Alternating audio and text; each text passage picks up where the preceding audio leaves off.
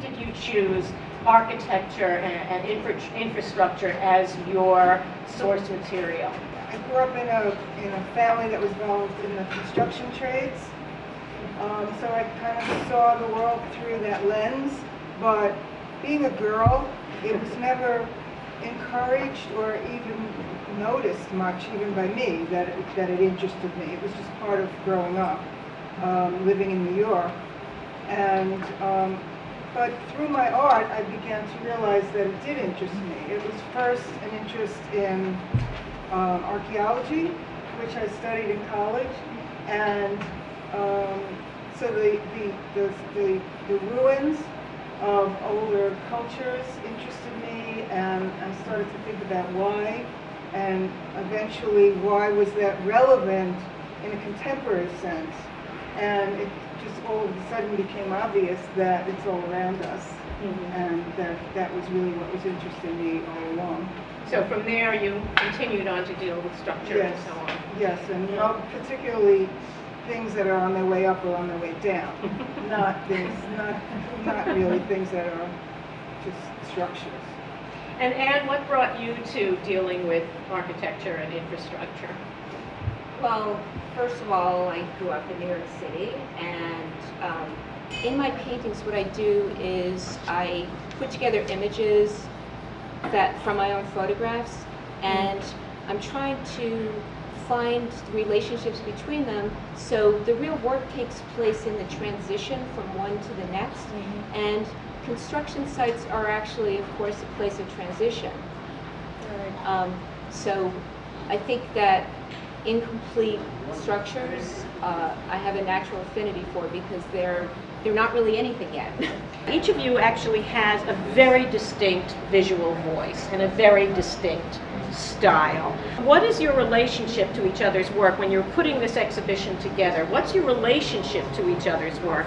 And has exhibiting together actually influenced each other's work? So Anne, this time we'll start with you. Well, you know, when we first met, we were put together by a curator who had seen both of our work, but in fact we didn't know each other.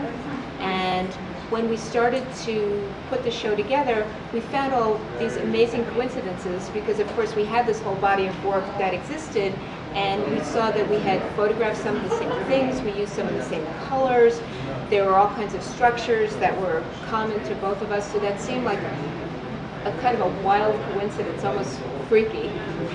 Just, you know, there are a lot of people who grew up in New York City who don't photograph those specific things. But since we've met, we've become very conscious of these relationships. So for example, there was a painting that Cora put in our previous show. There was actually 3 separate paintings in horizontal strips, and she hung them together. So I got this idea of stacking. And I took that idea of horizontal bands of things that are just stacked up on top of each other. So that idea very much came from having seen Cora's work stacked that way. You know, artists are always influenced by everything that they see, and one of the things that we see in the last 6 months is each other's work.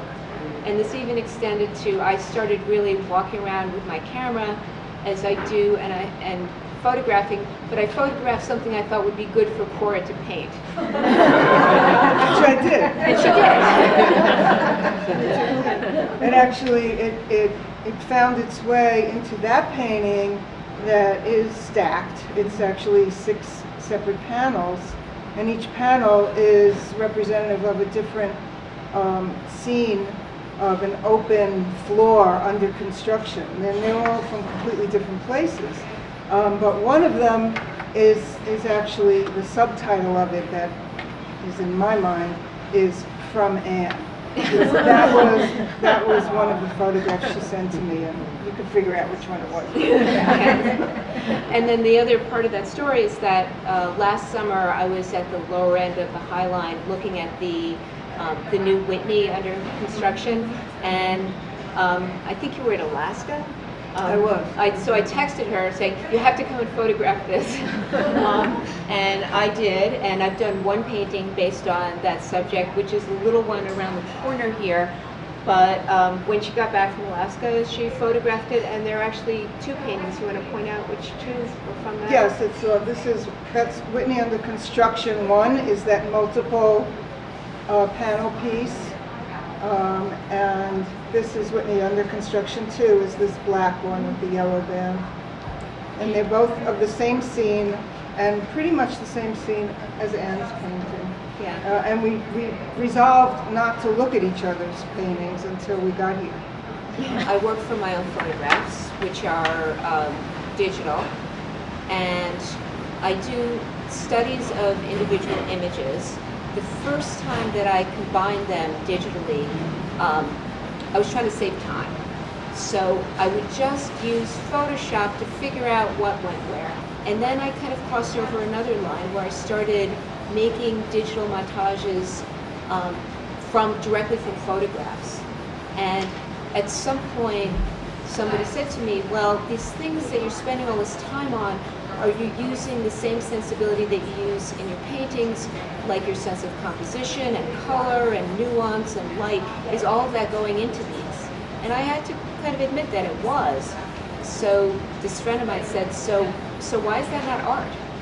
Because all along I was saying, this is just a study. And I kind of had to admit it was. So that's when I first started exhibiting those works, as I have some of them here, kind of on equal footing with paintings.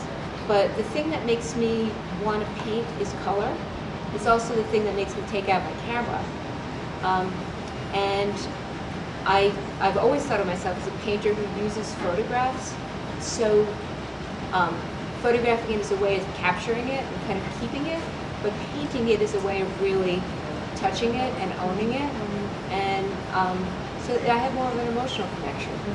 This painting is probably the first time that I took one of my very, very complex Photoshop compositions and painted it. There's definitely a random element to it. When I start in Photoshop, I start with a blank canvas, and I have all of the photographs from my photo shoot, and I kind of just throw them down. I think of it as being kind of like pickup sticks. Like I just throw them down, and then I start finding the relationships between them. So that's why this area of transition from one to the other is really where the work happens. I would say this is, up until this point, the most successful instance of putting together one of my really densely layered Photoshop compositions in paint. Well, I'd like you to talk about your concept of time, your sense of the dimension of time in your work. Because if I look at your work, and it leaps out at me very strongly that there's an element of time that you're transcending, and that's important to your message. Yeah, I love that question. I really do, because I'm starting from the fact that the work is about this city. It's about what is no longer there that we know was there, and living in a place like this, we are sure of it. And the present, of course, we know about that. But instantly it becomes the past. And the real void is probably the future. That's really why I've begun to use black a lot as my blank canvas. You think of black as being nothing, and then something is coming out of it. And for instance, like with this painting here, I don't even know myself whether the black is the background or the foreground. And to me, that is an element of time. The way you look at the city is very often like a vertical panorama. And I would like for you to tell me what you mean, and if you can pull out an example from your work of the vertical panorama, what you mean by that. Well, first of all, we're living in a vertical city. We usually think of a panorama as being horizontal, but if you're standing, you're vertical, and if you look down at your feet and you look straight up, you've got a kind of a slice of the landscape, which is a vertical panorama.